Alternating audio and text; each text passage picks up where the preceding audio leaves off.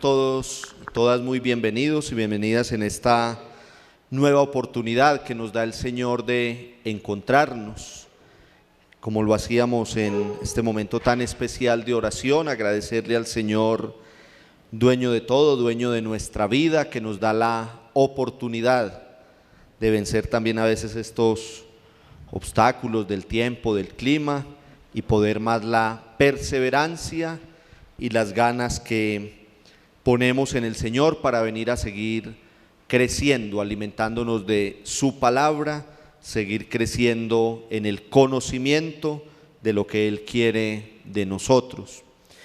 Estamos entonces en nuestro curso de formación bíblica, tratando de ir en este orden. Estamos en los libros que son llamados en la Sagrada Escritura libros históricos, una historia de salvación. Cuando hablamos de libros históricos lo hemos repetido en ocasiones anteriores, pero para retomar nuestras ideas, es la acción de Dios sobre su pueblo, sobre el pueblo de Israel en ese Antiguo Testamento, que es al fin y al cabo la preparación para lo que tenemos hoy en nuestra amada iglesia. Libros históricos, Dios actuando en personas, en acontecimientos y en lugares. Y si ustedes se dan cuenta, es lo que hemos ido haciendo aquí. Cuando vamos estudiando cada uno de los libros bíblicos, tomamos unos personajes centrales, tomamos unas épocas concretas y el accionar de Dios, el actuar de Dios en esas personas, en esos lugares y en esas épocas de la historia, que nosotros no la vemos como una simple historia normal, sino como historia de la salvación. Terminamos en el encuentro anterior la primera parte de los libros históricos, que se llama Historia Deuteronomista, conformada por los libros de Josué, Jueces, Samuel y Reyes. Los dos libros de Samuel, los dos libros de Reyes, Josué, Jueces, Samuel y Reyes. Hoy en nuestro encuentro abrimos una nueva puerta. Esa puerta es lo que se llama en los estudios bíblicos la historia cronista. Dejamos de lado la historia, o dejamos de lado no, más bien la perfeccionamos, porque vamos a ver que es una continuidad como hemos venido estudiando todo este tiempo. Yo siempre les pongo un ejemplo con todo el respeto que nos merece la palabra de Dios, que estamos como en esa saga, ¿cierto? Cada vez que nos adentramos en una nueva parte de la Sagrada Escritura, es como una nueva parte de esa película de la historia de la salvación. Es como dejar donde habíamos finalizado y ahí mismo adentrarnos en la nueva parte de la historia. Dejamos la historia deuteronomista y vamos a adentrarnos hoy en la historia cronista. Entonces, ¿qué vamos a ver en este encuentro? Vamos a ver dos partes muy simples. Vamos a hacer una muy breve introducción sobre la historia cronista, muy breve. De qué se trata, qué libros la componen, por qué se llama cronista.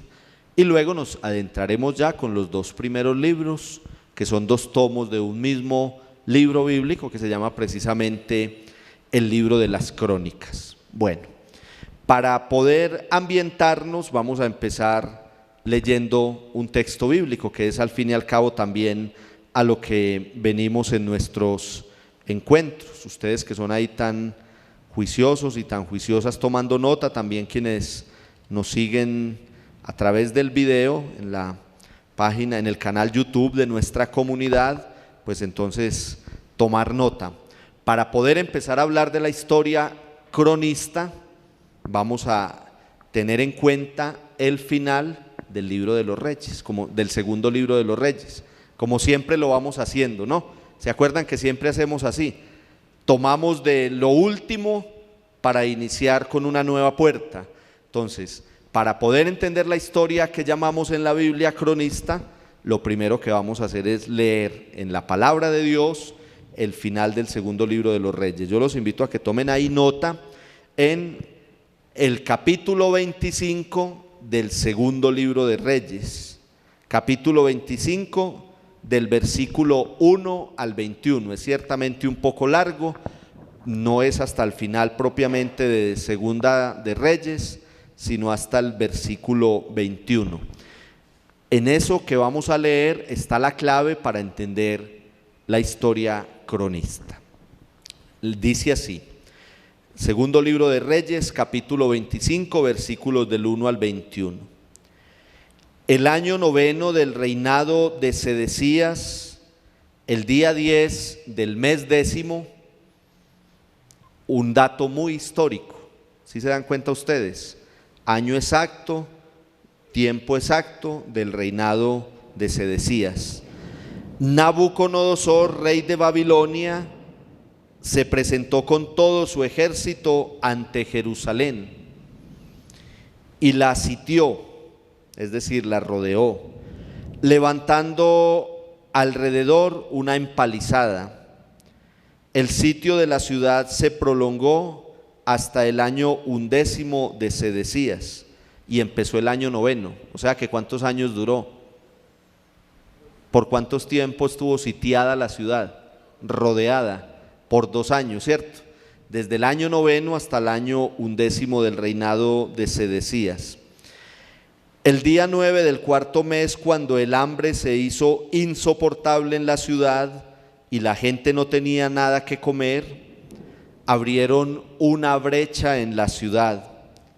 Todo el ejército huyó de noche por la puerta entre los 2 muros, cerca del jardín del rey, y escaparon por el camino de Arabá, mientras los caldeos estrechaban el cerco de la ciudad.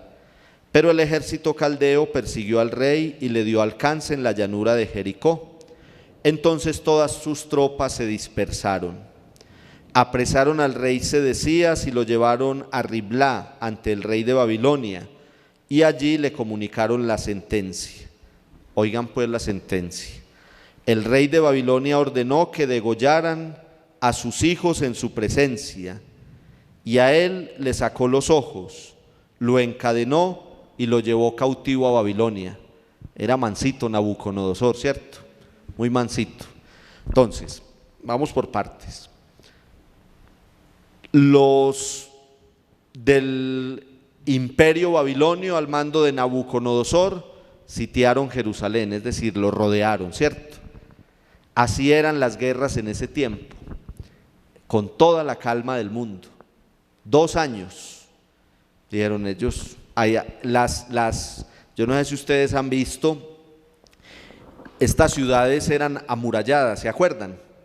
Eran amuralladas, eran como encerradas. Entonces tenía una puerta la ciudad y la gente de dentro de la ciudad se sentía allí protegida, como que los ejércitos que los oprimían no podían entrar allí así tan fácil. Entonces, ¿qué hacían?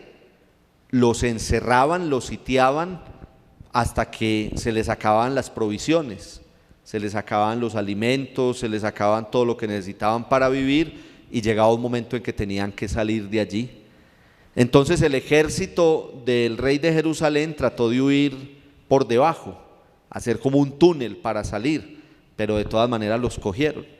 Cogieron al rey, lo que acabamos de escuchar, le sacaron los ojos, degollaron a sus hijos en su presencia, y lo más importante es que se lo llevaron deportado. ¿Para dónde?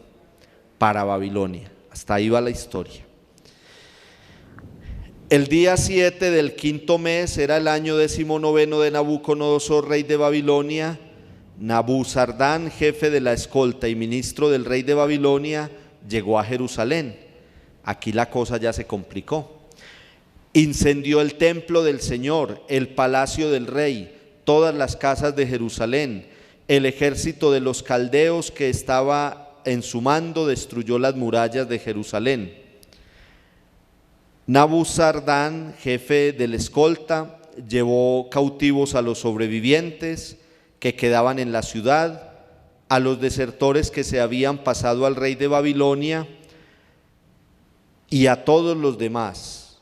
Solo dejó alguna gente del pueblo para el cultivo del campo y de los viñedos. Los caldeos rompieron las columnas de bronce, las bases, la pila de bronce que había en el templo del Señor, se llevaron el bronce a Babilonia. Tomaron todas las bandejas, palas, cuchillos, ollas, utensilios de bronce del servicio sagrado.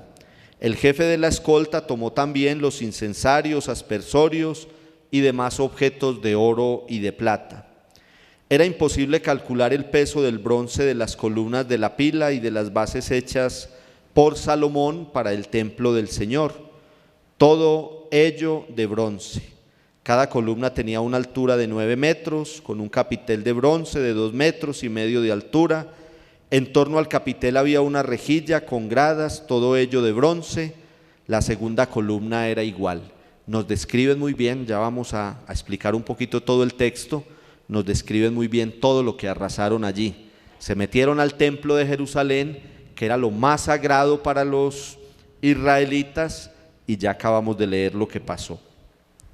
El jefe de la escolta hizo prisioneros al sumo sacerdote Serayás, al sacerdote Sofonías, que le seguía en dignidad, a los 3 guardias de la puerta, al oficial que mandaba a los soldados, a los 5 consejeros del rey, que fueron encontrados en la ciudad, al secretario del general del ejército, encargado del alistamiento, y a 60 hombres que había en la ciudad.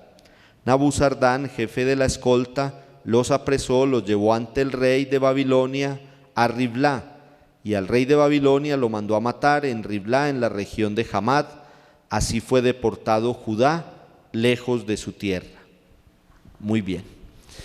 ¿Por qué empezamos nosotros en la historia cronista leyendo el final del segundo libro de Reyes? Porque ahí hacemos como una línea divisoria en el fin de la historia deuteronomista y en el comienzo de la historia cronista. ¿Ustedes se acuerdan con qué empezó la historia deuteronomista? ¿Se acuerdan? ¿Con cuál libro empieza? Con el libro de Josué. ¿Y qué es lo primero que nos relata el libro de Josué? La conquista de la tierra prometida. Usted en el libro de Josué encuentra la conquista de la tierra prometida. Josué, luego jueces, Samuel y Reyes le van a hablar de toda una organización después de haber conquistado la tierra. Acuérdense, y no se les puede olvidar, que toda esta historia bíblica, no solamente la que hemos estudiado hasta ahora, sino la que seguiremos estudiando, es una historia marcada dentro de 2 realidades. Una palabrita clave: fidelidad. Fidelidad e infidelidad. La historia bíblica, y hemos hecho aquí todo un acercamiento a nuestra realidad de hoy, que es lo mismo, ¿cierto? Es una continuidad de esa misma realidad. Fidelidad, infidelidad. Fidelidad de Dios y muchas veces infidelidad de su pueblo. La historia deuteronomista en última nos va a contar eso. Hubo una época de esplendor, no vamos a volver a repetir toda la historia, pero entonces el pueblo pidió un rey, vino toda la dinastía davídica. Acuérdense allá en 2 Samuel capítulo 7, la profecía de Natán, donde Dios le dice a David que de su descendencia saldrá el Mesías. Bueno, pero resulta que llegó al pleno esplendor, lo veíamos en el último encuentro, llegó a su pleno esplendor y apogeo, ¿en cuál rey? En el rey Salomón. Obra magna de Salomón, materialmente hablando, el templo de Jerusalén. Y miren cómo vamos a terminar esta historia deuteronomista. ¿Qué pasó con ese templo? Se le llevaron hasta las columnas, que dice cuánto medían, cuánto pesaban, cuánto bronce tenían. De más que más de una cadenita hicieron los babilonios con ese bronce que sacaron de allá, y todo se lo llevaron. Para decir que, ¿dónde dejamos la historia para meternos en la historia cronista? ¿Dónde dejamos la historia deuteronomista? En el fracaso total de la monarquía, ¿se acuerdan? Ahí terminamos en el encuentro pasado. El fracaso total. Hubo una época de esplendor maravillosa, mientras los reyes de turno fueron fieles a Dios. Cuando esos reyes se empezaron a salir del plan de Dios, y ustedes se acuerdan cómo se salían del plan de Dios, infidelidad concreta, ¿cómo? Casándose con las mujeres extranjeras, y cuando se casaban con las mujeres extranjeras, se prostituían adorando los dioses de esos cultos extranjeros. Ahí la embarró la monarquía, ahí la embarró Salomón, ahí la embarraron los demás reyes, vino la división del reinado, unos para el norte y otros para el sur, y toda esa historia que ustedes pueden leer en primer y segundo libro de Reyes, y que nosotros ya más o menos ahí tenemos también nuestro encuentro pasado donde hablamos del tema. Este relato que acabamos de leer tiene una importancia fundamental. Yo les pido a ustedes, a todos los que nos ven, que ese último capítulo del segundo libro de Reyes lo tengan muy subrayado ahí en su Biblia, y póngale allá a su palabra de Dios, a su Sagrada Escritura, una pestañita ahí aparte, porque siempre en todo el Antiguo Testamento, cualquier cosa que vayamos a hablar, hay que hacer referencia a esta realidad. Se llama el exilio. Ustedes se dan cuenta, si ustedes se ponen a revisar todos los encuentros que hemos tenido hasta ahora, en todos hemos mencionado el exilio. ¿En qué consistió el exilio? Así de una manera muy concretica, lo acabamos de leer. Nabucodonosor, rey de Babilonia, sitió a Jerusalén por 2 años hasta que los hizo salir.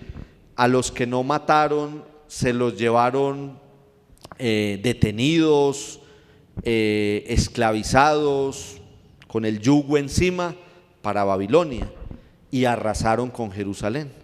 Arrasaron lo más sagrado que tenían los israelitas, que era el templo. Lo destruyeron por completo.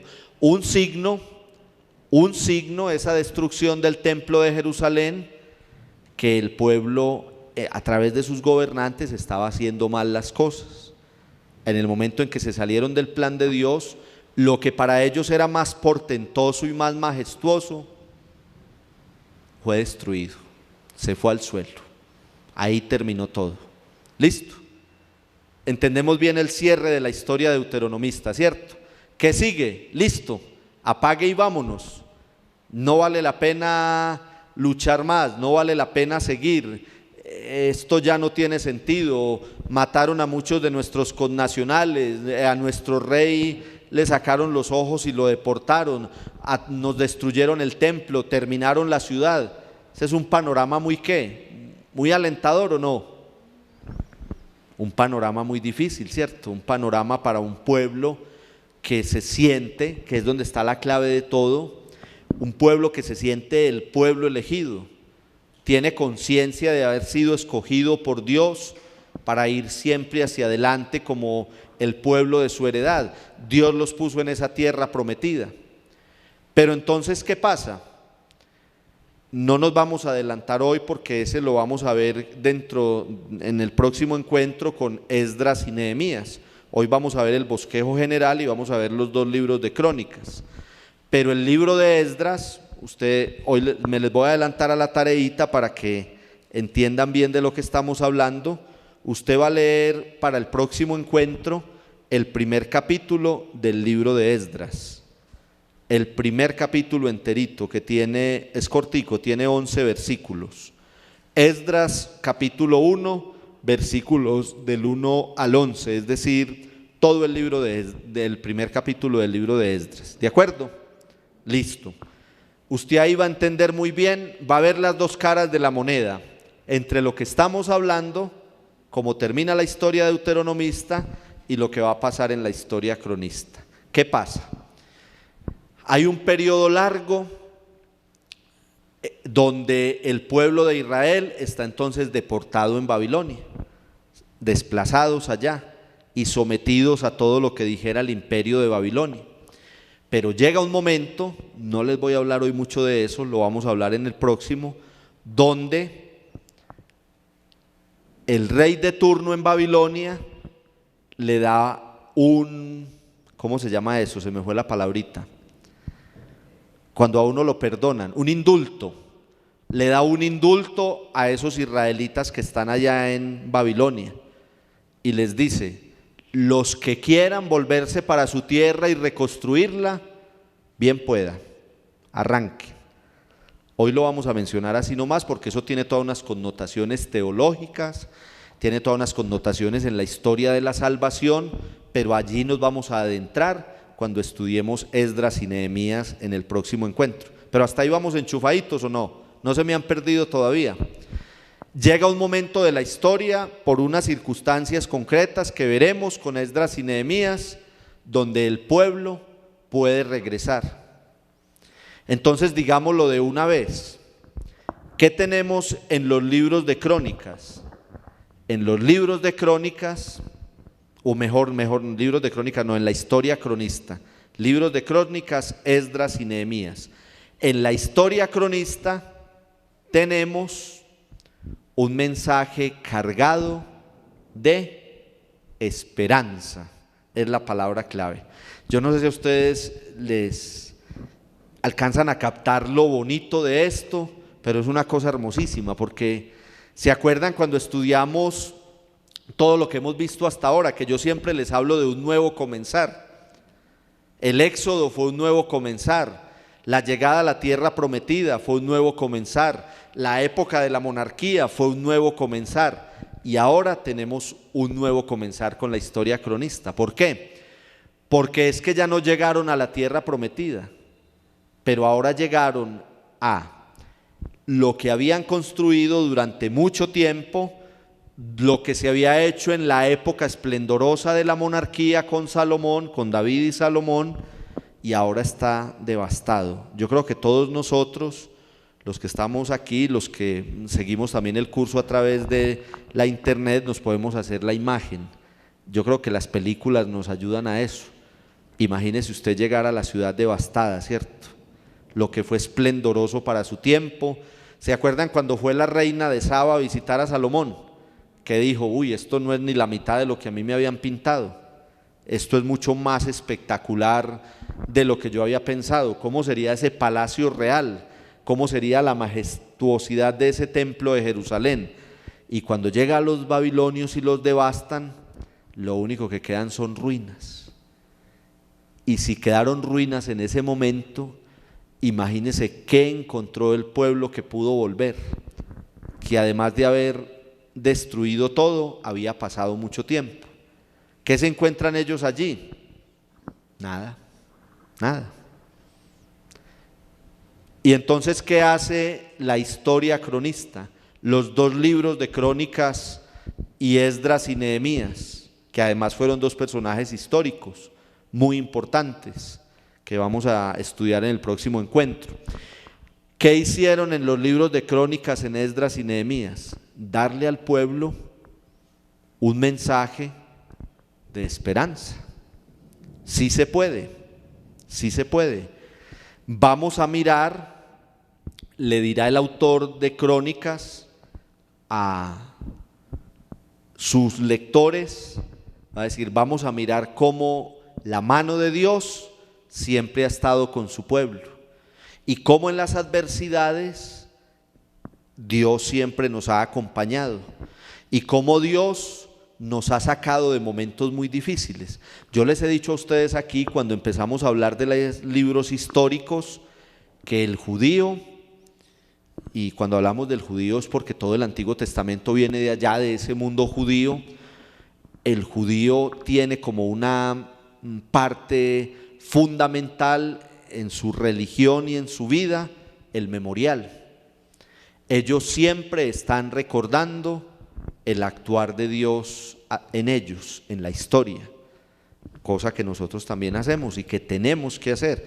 La Eucaristía es un memorial, la Semana Santa es memorial, todos los momentos fuertes que vivimos dentro de nuestra liturgia en la iglesia son memorial, y nosotros en nuestra vida personal también. Cuando usted tenga una dificultad, cuando las cosas no estén bien, cuando no le estén saliendo como usted quisiera, póngase a pensar en todo lo que Dios ha hecho en su vida. Póngase a pensar, usted como en su familia, en su trabajo, en su vida personal, póngase a pensar en todo lo que Dios ha hecho por usted. No es, ojalá Dios me haga el favor que le estoy pidiendo, no, mire para atrás, el memorial, La palabrita en hebreo yo se las he dicho, se dice sicarón, sicarón, alguna vez se las escribí ahí en el tablero, sicarón con doble K. Sicarón es el memorial, el recuerdo, ese pueblo que siempre tiene que mirar para atrás y decir, Dios nos ha sacado de otras peores. Cuando llegaron y encontraron la ciudad devastada, el templo caído, el palacio del rey en el suelo, no tenían gobernantes, mucha de su gente había muerto. Cuando llegaron a devastarlos, dijeron, esto lo tenemos que parar. No solamente materialmente, sino espiritualmente. Entonces, la historia cronista nos habla de dos cosas, de reconstrucción y restauración. Reconstrucción y restauración, porque al mismo tiempo que ese pueblo se iba a preocupar por recuperar sus cosas materiales, el templo, el palacio real, las edificaciones, las casas, las calles, tenían que partir de cero. Pero al mismo tiempo, y lo más importante, era que además de reconstruir la ciudad y de reconstruir las murallas y de reconstruir el templo y reconstruir los edificios, iban a restaurar el pueblo. Nos han mutilado nuestras costumbres religiosas, nuestra vida moral, nuestra tradición, nuestra ley, nuestro culto, todo eso se les iba perdiendo. Pero entonces dicen, un momentico, tenemos que restaurar, tenemos que volver a comenzar. Y eso es lo que va a aparecer en la historia cronista. Ya hoy, hasta este momento, quedamos entonces nosotros como capacitados, cualquiera de los que estamos aquí viendo, escuchando esta breve introducción a la historia cronista. ¿De qué se trata? ¿Sí se entiende o no? Es eso. Usted empieza a leer la historia cronista, empieza a leerla y va a encontrar demasiados datos que ya leyó en los libros anteriores, sobre todo en los libros de Samuel y en los libros de Reyes. Ustedes se acuerdan que los libros de Samuel y los libros de Reyes nos hablan de la monarquía. Acuérdense que termina la época de los jueces, el pueblo mismo pide, danos un rey como los pueblos que están a nuestro alrededor que tienen reyes, y empieza toda la dinastía monárquica, con Saúl, con David, con Salomón. Luego se dividen los reinos, luego el norte y el sur, luego Judá, y luego todo esto que contamos que le sucedió al reino de Judá, ¿cierto? Mucha de esa historia, atención, ustedes saben que la tarea, yo les pongo alguna pequeñita, pero la tarea grande que les queda es leer estos libros que vamos estudiando aquí, porque yo aquí se los he dicho y pues me dan pena con ustedes que a veces sea tan reiterativo. Yo lo que hago aquí no es una cosa súper científica, yo lo que hago es hacerles un resumencito de la palabra de Dios. Eso es lo que yo hago, tratar de explicarles de una manera muy simple y muy concreta lo que ustedes pues leyendo en su Biblia allá, yo los veo muy juiciosos aquí antes de empezar el encuentro ahí subrayando, tomando nota, mirando un poquito en sus Biblias, les veo sus Biblias subrayadas y eso me gusta mucho que los veo como animados leyendo un poquito. De eso se trata, o sea, el objetivo de estos encuentros es que tengamos el contacto con la palabra de Dios. Yo se los decía al principio, a veces nos da miedo ir a la palabra, ¿cierto? Yo no sé cómo abordarla, como que el libro de Crónicas, eso qué será tan raro, de que me puede hablar a mí un libro en la Biblia que se llama libro de Crónicas, y encima de todo no es uno, sino que son dos. ¿Eso qué será? ¿De dónde salió? ¿Quién lo escribió? ¿Cómo? Que al menos usted de aquí se vaya motivado a decir, bueno, yo ya entiendo de qué me hablan ahí. Resulta que después de la devastación, después de la destrucción, después del exilio, tiempo después, el pueblo de Israel pudo volver a reconstruir, y los libros de Crónicas van a dar un mensaje de esperanza, de restauración y de reconstrucción. ¿Listo? Bueno, muy bien. ¿Qué encuentro yo? Entonces metámonos un poquito en los dos libros de las Crónicas. ¿Qué encuentro yo allí? Si usted mira la primera parte, si usted mira ahí en su Biblia, va a ver que la primera parte es un poquito pesada, porque hay ya los que han seguido el curso, a lo mejor por internet o han visto los videos en la página de la comunidad. Cuando vimos el libro del Génesis, hablamos de una parte muy importante, pero que a veces es difícil de leer, digámoslo con claridad, es difícil de leer, que son las genealogías. Las genealogías. Cuando dicen fulano engendró a fulano y fulano engendró a fulano, y usted puede leer, miremos para que no crean que les estoy hablando aquí lo que no es. Coja el primer capítulo del libro de Crónicas, el comienzo del primer libro de Crónicas. Todos tienen la Biblia abierta ahí. Miren ustedes. Adán, Sed, Enos, Cainán, Malaleel, Yared, Hanoc, Matusalén, Lamec, Noé, Sem, Can y Jafet. Descendientes de Jafet, Gomer, Magog, Madai, Yaván, Tubal. No sigo porque de pronto se me duermen. Ahí tienen nombres para que le pongan a los hijos y a los nietos, ¿oyó? Usted le dice a su nieto, venga pues Jafet, bien lindo para acá, ¿cierto? Yalel, o más bonito todavía, Cainán, bonito, ¿cierto? Cainán Rodríguez, no, como que no, ¿cierto? Mejor no. Bueno, muy bien. Entonces, usted ve y es una lista de nombres y sigue hacia adelante, y luego dice descendientes de Abraham, y luego dice descendientes de Jacob, descendientes de David y Salomón, descendientes de Simeón, descendientes de Rubén. Yo ya voy por ahí en el capítulo 6. Descendientes de Leví. ¿Sí ven?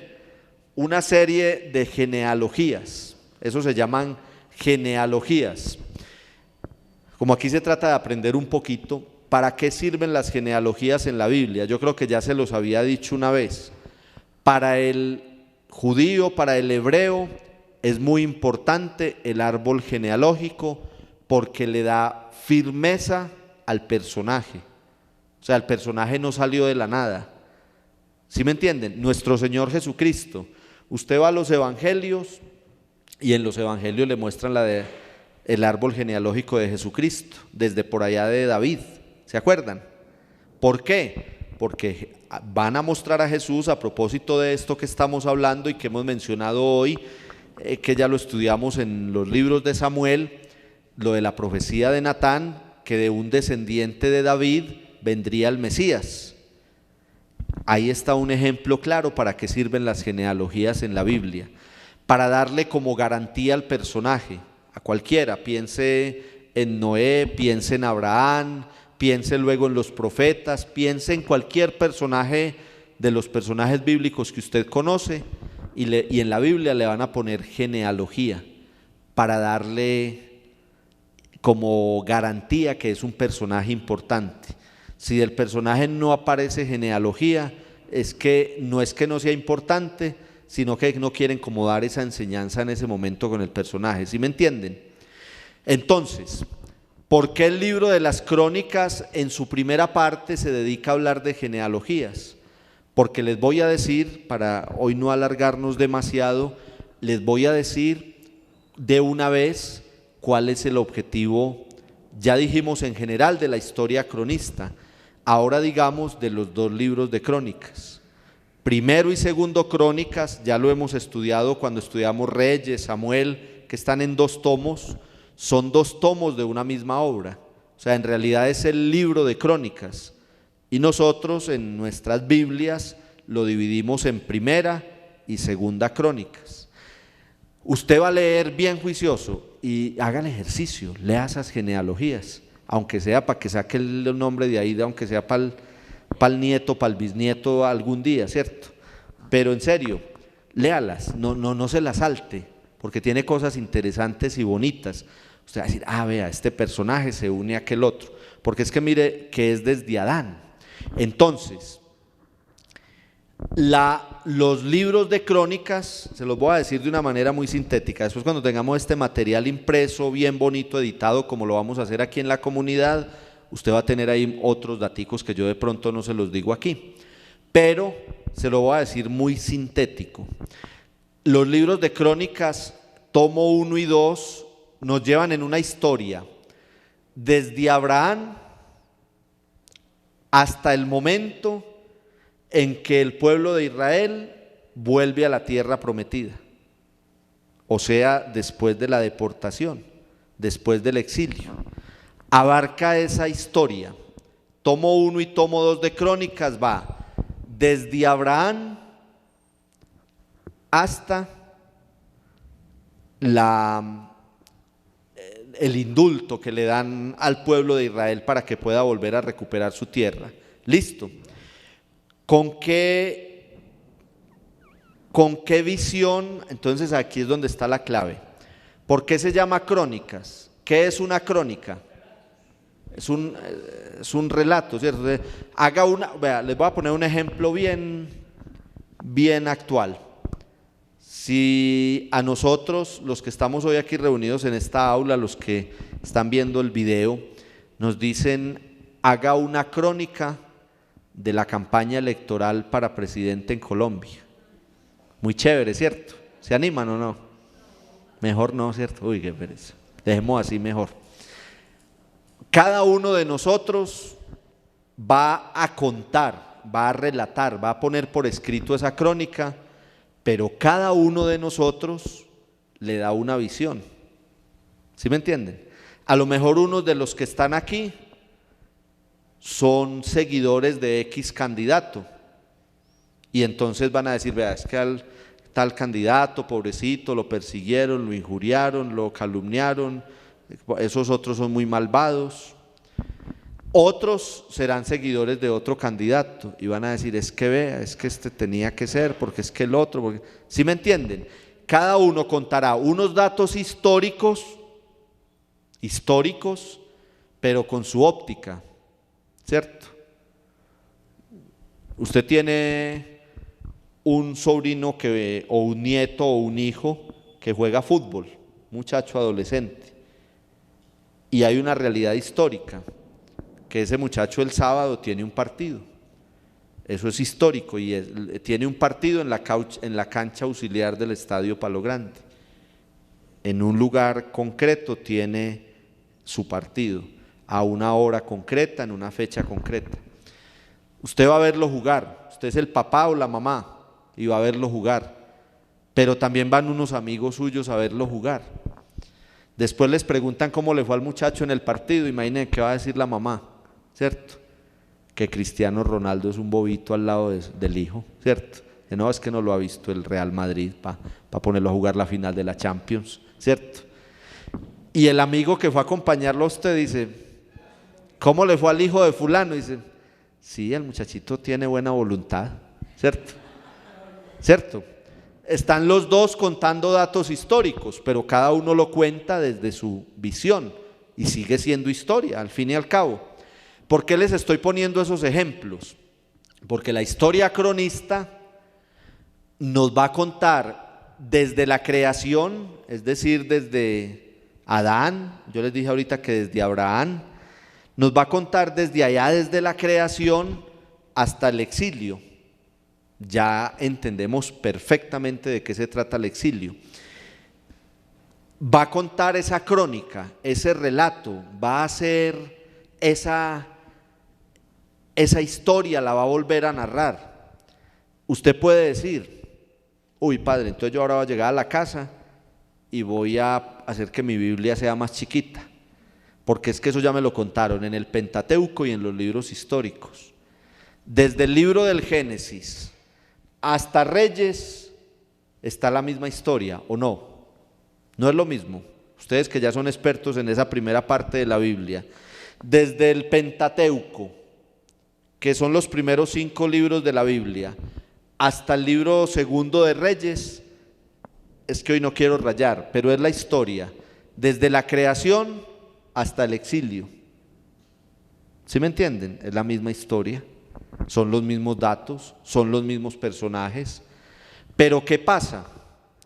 Que el libro de las Crónicas lo va a contar desde otra ventana, Entonces piensen en el papá del muchacho que está jugando y piensen en el amigo del papá, ¿cierto?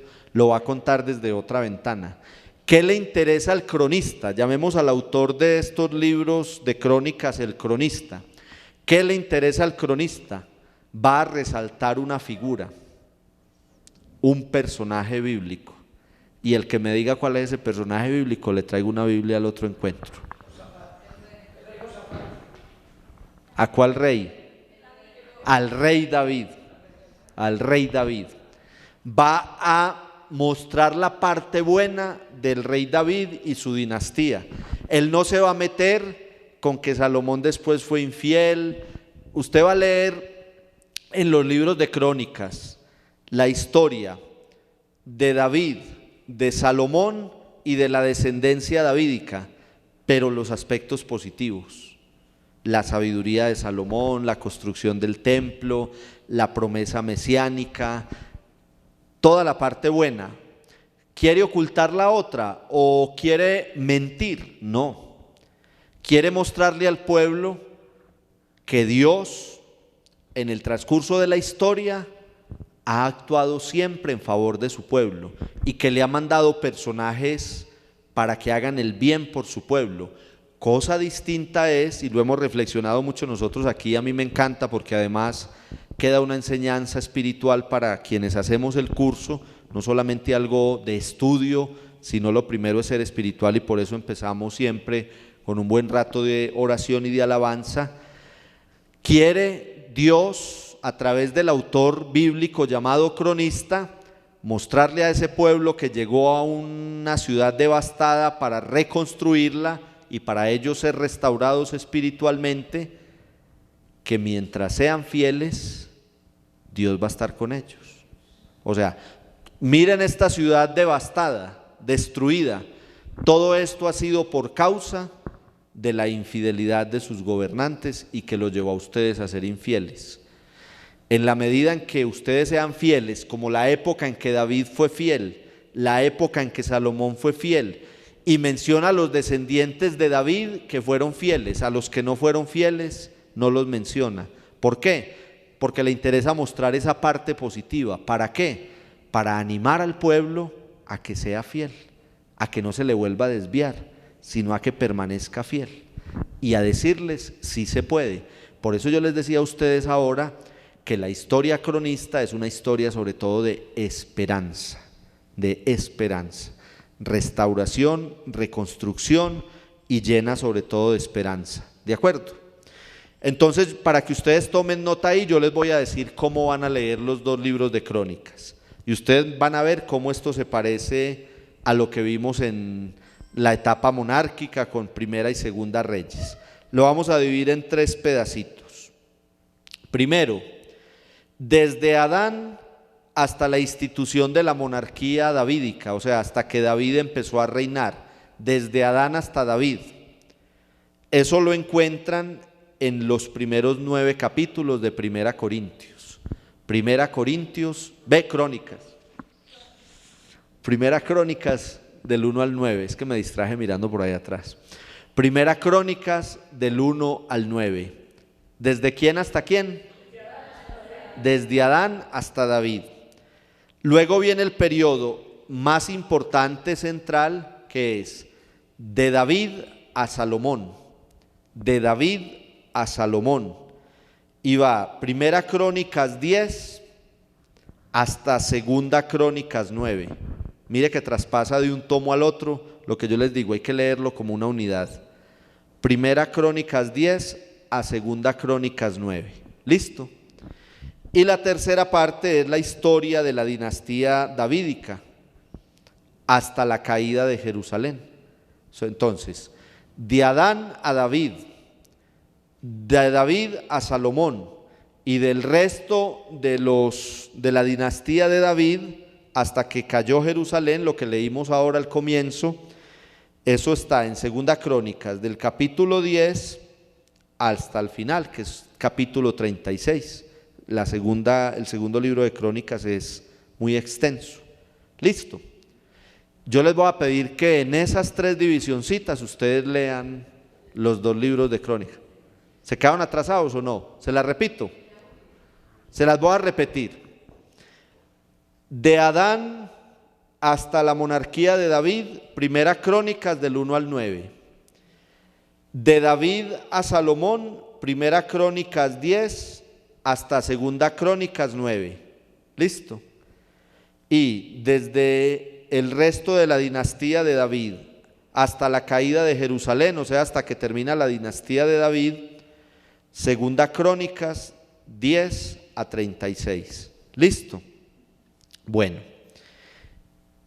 y les voy a pedir que lean muy especialmente, si no tienen tiempo de leer todo, que lean Primera Crónicas 17,